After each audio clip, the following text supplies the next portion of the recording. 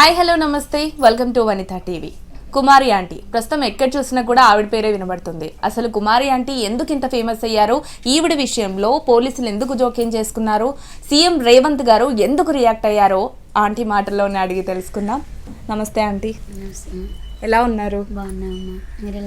నేను కూడా చాలా బాగున్నాను. చాలా హ్యాపీగా కనిపిస్తున్నారు, అలాగే చాలా నీరసంగా కూడా కనిపిస్తున్నారు. ఎందుకు అంటే నిద్రలేదు 2 రోజుల నుంచి. ఎలా అనిపిస్తుంది? బాగా ఆనందంగా ఉంటుంది, అలాగే ఇబ్బందిగా కూడా అనిపిస్తుందా మీకు? అంటే ఇట్లా అంటే కొంచెం అంటే అందరూ ఇట్లా వచ్చి అడుగుతుంటే కొంచెం ఇదిగా ఉంది. అంటే హ్యాపీగా ఉందా? హ్యాపీగా ఉంది. ముందులా నాకు ఇలాంటి ఇది ఇచ్చినందుకు మన సీఎం రేవంత్ రెడ్డి గారికి మాత్రము కృతజ్ఞతలు చెప్పుకుంటున్నాను. అవును. అనుకున్నారా ఆంటీ ఎప్పుడైనా ఇంత ఫేమస్ అవుతాను అని? నేను నాకే నమ్మలేకపోతున్నా అసలు. ఇవన్నీ చూస్తుంటే ఎలా ఉందంటే ఇది అసలు అంతా బాగానే ఉంది. అంటే ఇది 2 లివర్లు ఎక్స్ట్రా అన్న దగ్గర నుంచి వారం రోజుల్లోనే ఇంతలా వారం అంతే, వారం రోజులైంది. ఈ వారం రోజుల నుంచి అసలు ఎట్లా అంటే ఇక అది ఏంటంటే నాకు చెప్పడం రావట్లేదు, ఇంకా అట్లా అయిపోయింది. సరే, ఇప్పుడు ఇంత ఫేమస్ అయ్యారు కదా మీరు, ఫస్ట్ ఆఫ్ ఆల్ కృతజ్ఞత చెప్పుకోవాలంటే ఎవరికి చెప్పుకుంటారు? ఇంకెవరు, మన దేవుడు, మన గౌరవనీయులైన సీఎం గారు రేవంత్ రెడ్డి గారు. ఎప్పుడు మా జీవితాంతం ఆయనకు రుణపడి ఉంటాం. మా ఇంటి దేవుడు అంటే ఆయనే. జీవితంలో మీకు గుర్తుండిపోయే మెమొరీ కదా ఇది, మీకు ఎప్పటికీ గుర్తుండిపోద్ది కదా? మెమరీ కాదంటే మన కష్టమే మన మెమరీ. కష్టాన్ని నమ్ముకుంటేనే, అది గడిచిపోయింది మర్చిపోకూడదు, దాన్ని గుర్తుపెట్టుకుంటేనే వర్తమానంలో నడవగలం అనేది నా నా ఇది. అది గతాన్ని ఇన్ని కష్టాలు పడేమన్నది ఎట్లానే ఉండాలి. కష్టాన్ని కోరుకోవాలి కానీ సుఖాన్ని ఇప్పుడు కోరుకోకూడదు. అంత కష్టపడ్డారు కాబట్టి ఇంత మంచి ఆనందం మీకు వచ్చింది, ఇంత మంచి హ్యాపీ మూమెంట్ మీకు వచ్చింది. చాలా అసలు ఎన్ని జన్మలు పుణ్యం చేసుకున్నాను. మా ఇంటికాడ కూడా అందరూ నిజంగా అసలు నువ్వు ఎంత అదృష్టం చేసుకున్నావు ఇదిగా అని చెప్పి అది నా కస్టమర్స్ కూడా అనడం జరిగింది. అక్కడ అక్క అట్లా ఇది చేసినప్పుడు అక్క రాముడు వచ్చాడు, మనకి రామరాజ్యం వచ్చింది, అసలు అన్యాయం అనేదే జరగదు, న్యాయమే ఉంటుంది కానీ అన్యాయం ఉండదు, నీకు ఎలాంటి కష్టం ఉండదు, నీకు మేము ఉన్నాం అండగా అని చెప్పడం జరిగింది. ఇంకా అలా అది 24 గంటలు కాక ముందలే ఇది ఇలా జరిగినందుకు అసలు నాకు నిజంగా అసలు ప్రజల పాలిటి పెన్నిది మన రాష్ట్ర ముఖ్యమంత్రి గారు ఎప్పుడు ఆయన పరిపాలనే ఉండాలని మనస్ఫూర్తిగా కోరుకుంటున్నాను. నా కుటుంబం ఎప్పుడు ఆయన సంతోషంగా ఉండాలి, ఆయన ఎప్పుడు ఎట్లాగే ఇంకా అందరికీ సాయం చేస్తూ ఇంకా ఇదిగా ఉండాలని చెప్పి మనస్ఫూర్తిగా కోరుకుంటున్నాను. ప్రతి ఒక్కరూ కష్టపడతారు అనుకుంటూ ఉంటారు కదా, మీరు ఇన్ని రోజులు కష్టపడ్డప్పుడు ఎప్పుడు ఇంకా బాగుంటుందో నా జీవితం అని అనుకుని ఉంటారు కావచ్చు కదా? ఎప్పుడూ అనుకోలేదు అలా? అనుకోలే. ఓకే. ఎందుకంటే అమ్మ అలా నేర్పల ఎంత కష్టపడితే ఎప్పుడు కూడా లేదని బాధపడద్దు, ఉందని ఎగిరిపడద్దు. ఎప్పుడు కూడా కష్టాన్ని నమ్ముకుంటే ఎటు వెళ్ళినా దారి దొరికిద్ది. కాబట్టి కష్టాన్ని నమ్ముకోవాలి కానీ సుఖాన్ని కోరుకోకూడదు. ఎప్పుడు కష్టాన్ని కోరుకుంటేనే అది సుఖానికి అలవాటు పడిపోతే కష్టపడలేం. అందుకోసమని సుఖానికి నేను ఎక్కువ ఇదవను, కష్టానికే కోరుకుంటాను. అది నాకు ఇంటికాడ ఉన్న ఈ చేయి లాగేస్తుంది, అంతగా పని చేస్తారు. అంటే అలా అని ఇదేముంది కానీ అది నా బాధ్యత. మిమ్మల్ని చూస్తేనే తెలుస్తుంది ఎంత సిన్సియర్గా ఉంటారో, ఎంత హార్డ్ వర్క్ చేస్తారో మీ మాటల్లోనే తెలుస్తుంది. అంటే ఇప్పుడు సోషల్ మీడియా ద్వారా మీకు ఇంత ఫేమ్ రావడం ఫస్ట్ ఏమో కొంచెం నెగిటివ్గా వెళ్ళింది కదా, అంటే పోలీసులు రావడం, స్టాల్ తీసేయమండం, పర్మిషన్ లేదు అని చెప్పడం, అప్పుడు చాలా బాధపడి ఉంటారు, ఖచ్చితంగా బాధపడి ఉంటారు, ఎందుకంటే మీరు అంత కష్టపడతారు కాబట్టి. వెంటనే సీఎం గారి దగ్గర నుంచి ఆ ట్వీట్ రావడం, అదంతా ఒక కలలాగా ఉంటుంది కదా, మీకు ఎలా అనిపించింది ఆ మూమెంట్? అంటే మొన్న అలా ఇదైనప్పుడు అంటే ఎప్పుడు ఇది చేసినా అందరినీ ఇట్లా ఇది చేసేవాళ్ళు, కానీ ఫస్ట్ టైం అలా ఎప్పుడు కూడా పోలీసు వాళ్ళు కూడా మనకి ఎప్పుడు వ్యతిరేకం కాదు, మనకి ఎప్పుడు సపోర్టింగ్గానే ఉంటారు. ప్లస్ మంచిగా చెప్తారు, మీరు మంచిగా బతకండి కానీ ట్రాఫిక్ అంతరాయం కలగకుండా అనేది ఇప్పుడు కాదు, ఫస్ట్ స్టార్టింగ్ నుంచి చెప్పేవాళ్ళు. అట్లా హెల్ప్గానే ఉంటారు, చేస్తారు. కానీ ఇప్పుడు ఏమైందో ఏమో తెలియదు, కానీ అసలు చెప్పని కూడా చెప్పలేదు. మళ్ళీ అందరే దింపనిచ్చారు, నాది ఒక్కదాన్నే దింపనీయలేదు. అదొక్కడే కొంచెం బాధ అనిపించింది. ఇంకంత అంటే ఆ టైంలో అందరూ పెట్టుకున్నారు స్టాల్స్, మిమ్మల్ని మాత్రమే పెట్టనివ్వలేదు. అవును. అంటే మీకు ఎందుకు అనిపించింది, అలా ఎందుకు చేశారనిపించింది? తెలియలేదు నాకు తెలియలేదు. అందరూ అప్పుడే వెహికల్ అందరూ దింపుతున్నారు కూడా, అందరినీ దింపనిచ్చారు, మమ్మల్ని ఒక్కళ్ళని దింపనివ్వలేదు. అదొక్కటే కొంచెం బాధ అనిపించింది. మరి మీరు అడగలేదా ఎందుకు మమ్మల్ని ఎందుకు దింపనివ్వట్లేదు? అడిగాను, అదేంటి సార్ అందరూ అమ్ముకుంటున్నారు, అందరూ దింపనిచ్చారు కదా, మా వ్యాన్ ఎందుకు ఆపనివ్వట్లేదు, ఎందుకు ఇలా సీజ్ చేయాల్సి వచ్చిందని చెప్పి అడిగితే ఏదన్నా ఉంటే సిఐ గారి దగ్గరికి వెళ్ళి మాట్లాడమంటం జరిగింది. ఇక సార్ సాయంత్రం వెళ్ళి మాట్లాడతాము, కొద్దిగా ఇవ్వండి సార్, ఇప్పుడు ప్లీజ్ సార్ మాల్ తెచ్చాం కదా, మాల్ ఇదైపోద్ది, కొంచెం ఇవ్వండి సార్ అని చెప్పంటే ఏదైనా ఉంటే స్టేషన్కి వెళ్ళి మాట్లాడమన్నారు. ఇక వెళ్ళాము స్టేషన్కి వెళ్ళి, ఇక అన్నీ మాట్లాడితే ఇక ఆయన ఇలా అన్నారు, వాళ్ళందరికీ ఇబ్బంది అవుతుందని కంప్లైంట్. అంటే అందరూ వచ్చి మిమ్మల్ని ఫోన్లో వీడియోలు తీస్తూ అన్ని అడగడము, సోషల్ మీడియాలో పెట్టడం, అంతేనా? అది ఏంటనేది అంటే అలానేం అంటే ఇట్లా కూడా అన్నారు, నువ్వేం డబ్బులు ఇచ్చి తీయించుకుంటున్నావు అంట వీడియోలు అని చెప్పారట. ఎవరు చెప్పారనేది తెలియదు. డబ్బులు ఇచ్చి తీయించుకుంటుంది, మళ్ళీ తన వల్ల మాకు మిగతా వాళ్ళందరికీ ప్రాబ్లం అవుతుందని ఇట్లా అన్నారని చెప్పారు. చెప్తే మరి నాకైతే ఎవరు ఇక అది మనకు తెలియదు. ఇక నాతో చెప్పడం అయితే పోలీస్ వాళ్ళు ఇలా చెప్పారు. చెప్తే నేను అన్నాను, సార్ నా ఒక్కదాని వల్ల కాదు కదా ట్రాఫిక్ అనేది, అందరి వల్ల ఉంటుంది కదా ఇక అని చెప్పంటే, అలా కాదమ్మా, అంటే నీ దగ్గర క్రౌడ్ ఎక్కువ ఉంటుంది అని చెప్పి మళ్ళీ నువ్వు డబ్బులు ఇచ్చి వీడియోలు తీపించుకోవాల్సిన అవసరం ఏంటి అన్నారు.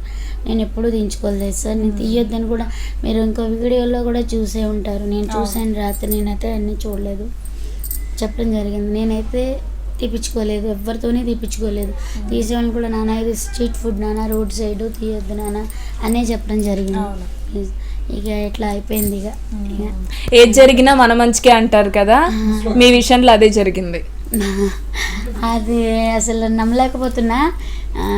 అది ఆ 2 లివర్లు ఎక్స్ట్రా దగ్గర నుంచి ఇదంతా వచ్చింది.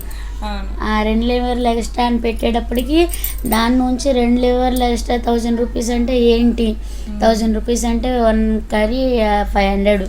యాక్చువల్గా మొత్తం మ్యాటర్ పెట్టలేదు, అక్కడ కట్ చేసి పెట్టేశారు అంతే కదా. అవును, అట్లా ఇది అనేటప్పటికి ఇట్లా ఇది అయిపోయింది. అయితే రేట్లు ఫస్ట్ నుంచి అదే రేట్లు, అది నా ఒక్కదాని కాదు, ఈ స్ట్రీట్ ఫుడ్ ఇది అందరూ తీస్తున్నారు, అందరి దగ్గర తీస్తున్నారు, నా ఒక్కదాని దగ్గర కాదు. ఇప్పుడు ఎక్కడైనా సరే రోడ్ సైడ్ అది ఒకటి. ఇప్పుడు మా స్టాల్ దగ్గర ఇక్కడ నా దగ్గర నుంచి స్టార్ట్ లాస్ట్ వరకు కూడా మీరు యూట్యూబ్లో కొట్టినా వస్తుంది, దేంట్లో కొట్టినా వచ్చేవాళ్ళు ప్రతి ఒక్కరు కూడా నా ఒక్కదాన్ని అయితే తీయరు, మొత్తం అందరినీ కలిపే తీస్తారు. మరి నా ఒక్కదాన్ని అలా ఎందుకు చేశారనేది నాకు ఇప్పటికీ అర్థం కావట్లేదు. అది కూడా వీడియో చూశాను రాత్రి. మన తినేవాళ్ళు 10 మంది ఉంటే ఫోన్ పట్టుకుని తీసేవాళ్ళు 20 మంది ఉన్నారు. అయితే మేము అది కూడా గమనించాలి, అంటే మామూలుగా తీయొద్దు, ఇట్లాంటి కెమెరాలు మీరు తెచ్చారు కదా, అలాంటి కెమెరాలు అయితే అంకుల్ చెప్తే ఉన్నారు, అంటే నాన్న తీయొద్దు ఫోన్లో మనకు తెలియదు. అది ఒకటి. ఇంకోటి మనకి నేను పెట్టించేదిలోనే ఉన్నాం కానీ అది వెనకాల ఏం జరుగుతుంది, ఇక దాంతో మాకు ఎవరు ఇదేంటి ఇంత క్రౌడ్ ఏంటి ఇదేంటని మాకు అనిపించింది. కానీ అంటే ఆడకుండా అట్లా మరి గుమ్ము అంత ఇదైతే ఇప్పుడు లేదు. ఈ 5 days నుంచి మాత్రమే బాగా, ఈ లివర్ల ఎక్స్ట్రా కాడి నుంచే. మరి సీఎం గారి దగ్గర నుంచి ఫోన్ ఎప్పుడు వచ్చింది, అంటే మీ స్టాల్ తీపిచ్చేసిన ఎంతసేపటికి ఫోన్ వచ్చింది? మొన్న కాదు, నిన్న పొద్దుట. అది మా బాబు చూసి బయటకు వెళ్తే గబగబా పరిగెత్తుకుంటూ వచ్చి ఇదమ్మా అని చెప్పంగానే. అంటే ఎవరికి వచ్చింది, ఎవరు ఫోన్ చేశారు మీకు? అంటే బాబు ముందర ఫోన్లో బాబుకి ఎవరో పెట్టారంట, ఫోన్లో గమ్ముని వచ్చి అంటే మేము ఈ ఇదిలోనే ఉన్నాం కానీ ఇంకా అవన్నీ ఇది లేదు. అందులో మా చుట్టాలందరూ ఫోన్లు చేయటం, ఏంటి ఇలా వేయటం, ఏంటి ఇలా జరిగింది, ఏంటి ఇప్పుడే కదా కొంచెం ముద్ద శుభ్రంగా తింటున్నారు, ఇప్పుడే కొంచెం పైకి వస్తున్నారు, ఇదిగా అనుకునేటప్పటికి ఇలా జరిగింది అని చెప్పి అందరూ బాధపడి ఇట్లా ఇది చేయటం జరిగింది. అంటే అప్పటికే దీంట్లో వెళ్ళిపోయిందంట, అందరూ అప్పటికే చూసారంట అనేటప్పటికి ఇక అప్పుడు అందరూ చేయడము అట్లా అది అయ్యేటప్పటికి ఇక బాబు ఇట్లా చూసి వెంటనే వచ్చాడు. వచ్చి అమ్మ ఇట్లా అనగానే మాకైతే అసలు సంతోషంతో మామూలు కాదు, కన్నీళ్ళు వచ్చేసినాయి. అసలు నిజంగా మా ఇంటి దేవుడు, నిజంగా ప్రజల పాలిట పెన్నిది, నిజంగా ఆయన రుణం మేము ఎప్పుడూ అయితే ఉంచుకోము. మా రాముడు మా ఇంటి దేవుడు సీఎం రేవంత్ రెడ్డి గారు. ఇప్పుడు మీరు ఇన్ని వంటలు చేస్తారు కదా, ఇంత మంచి మంచి వంటలు చేస్తారు కాబట్టి అంతమంది వచ్చి మీ దగ్గర తింటూ ఉంటారు కదా. మరి ఇప్పుడు సీఎం గారు మీ దగ్గరికి భోజనం చేయడానికి వస్తారు అని కూడా అంటున్నారు కదా. ఒకవేళ ఆయన వస్తే కనుక ఆయనకి ఏం వండి పెట్టాలనుకుంటున్నారు మీరు? ఆయనకి ఏది ఇష్టమైతే అది. ఓకే, అంటే మీరు ఇంకా స్పెషల్గా చేయగలిగిన ఏవైనా? అంటే అన్నీ బాగానే ఉంటాయి అంటారు, అది వంటలు మాత్రము అందరూ మెచ్చుకుంటారు ఇంట్లో. ఇక్కడనే కాదు, ఇంట్లోనే కాదు, అత్తయ్య గారు ఏంటి, మామయ్య గారు ఏంటి, మొత్తం అసలు ఎక్కడైనా సరే వంటకు మాత్రము ఫస్ట్ ప్రైజ్ అంటే నాకే ఇస్తారు ఇంట్లో. అంటే మీరు ఇప్పుడు 11 years నుంచి పెట్టారు కదా ఆంటీ, అంటే మీకు ఎప్పుడు అనిపించింది ఇలా స్టాల్ పెట్టుకొని వంటలు చేసి? అంటే మీరు వంట బాగా చేస్తారు కాబట్టి అనిపించిందా? అంటే అమ్మ అంటే వంటలు అయితే అమ్మ, నాన్న, అత్తయ్య, నాన్ వెజ్ అయితే మాత్రం అన్నీ ఎక్కువ, వెజ్ అయితే కూడా అంటే ఇంట్లోనే అమ్మ ఎక్కువ చేసుకునేది. అంటే ఇంట్లో అంటే పొలం పనులకి వెళ్ళేదాన్ని కాబట్టి ఇంట్లో అసలు ఇక అక్క అమ్మే ఇంట్లో. అసలు నేను ఏ పని చేసేదాన్ని కాదు, ఇంట్లో పని, ఇంటి పని అసలు ఏం చేసేదాన్ని కాదు. పొలం వెళ్ళామా వచ్చామా ఇంకా అంతే. గేదెల కాడ మళ్ళీ గేదెల కాడ నానేమో రైతు బజార్కి మళ్ళీ కూరగాయలు అమ్మేవాళ్ళు, అంటే ఈ తోటలో కాయలు తీసుకెళ్ళి అమ్ముకురావడం, మళ్ళీ ఫ్రూట్స్ అట్లా, అంటే ఏది తగ్గట్టు అది బిజినెస్ అంటే ఇట్లా చేసుకుంటూ ఉండేవాళ్ళం. నేను ఇక గేదెల కాడ బాగా చేసుకోవటం, గేదెల కాడ పాలు తీసుకోవడం, పాలు పోసుకోవడం, ఇంతే. ఇక ఎక్కడ మీరు పుట్టింది పెరిగిందంతా? తామరకొల్లు. అక్కడి నుంచి కొన్ని పడొచ్చారు అమ్మ వాళ్ళు. ఇంకా ఇక పెళ్ళైనాక అత్తగారు ఊరేమో పెద్దరికపాడు గుడివాడ. ఇంకా 2004లో పెళ్ళైంది. 2009లో ఇక్కడికి రావడం జరిగింది హైదరాబాద్. హైదరాబాద్కి వచ్చాక 2 yearsకి పెట్టారా ఇది? ఈ స్టాల్ పెట్టాలని ఎప్పుడు అనుకున్నారు? ఇదా అంటే 2009లో వచ్చాము. 2 years కూడా సింగర్ హేమచంద్ర గారి ఇంట్లో వంట చేశాను. ఆ తర్వాత అట్లా మా ఆయనేమో ఎన్ఆర్ బిట్ ఉంది కదా ఇప్పుడు మన అట్ల దగ్గర ఐటీసీ కొత్త, అక్కడ ఆటో తోలేవారు. అట్లా రంగమ్మ ఆంటీ అని ఆవిడ దగ్గర ఎక్కువ తోలేవారు. ఆవిడని ఎక్కడికన్నా తీసుకెళ్ళాలి చేయాలన్నా అలా ఆవిడ దగ్గర చేస్తున్నాక ఇట్లా మాకు కూడా ఏదో ఒకటి పెట్టుకుందామని అన్నారు ఆయన. మనకి ఎందుకులే అన్నాను. అన్నాక ఇట్లా ఫుడ్ ఒక ఆయన అంటే నడపలేక తీసేసుకుంటే అప్పుడు ఇట్లా నడుపుకుంటారా అని అడిగిన, పెట్టుకోండి బాగుంటుంది అని చెప్పి ఆవిడ చెప్పడం జరిగింది. ఇంకా అలా పెట్టుకున్నాం. అంటే మీరు 2011 నుంచి పెట్టారు కదా, అప్పటికి ఇప్పటికి ఎలా ఉంది? అంటే అప్పుడు ఎక్కువ మంది వచ్చేవాళ్ళ, ఇప్పుడు ఎక్కువ మంది వస్తున్నారా? ఎక్కువ మంది అంటే స్టార్టింగ్ 5 kgలతో స్టార్ట్ చేసాం.